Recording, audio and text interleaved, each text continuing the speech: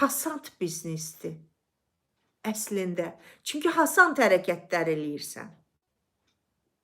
Yüngül biznesdir də, asant deməyək. Əgərsə deyilsə ki, tutaq alab deyil, bunları yığ, get bunu sat desələr, sən də qalxdın bu 9 mərtəbə, burada 4 blokludur. Qalxdın bunu, gəzdin, dolandın, kimisi qapını açmadı, kimisi içərdən dedi ki, bizi narahat eləmə, kimisi dedi ki, mən oriflem almıram, o birisi dedi ki, bahadır. Yəni, heç kəs bir qara köpüklü səndən heç nə almadısa, bunda sən deyə bilərsən, hə, mən yoruldum.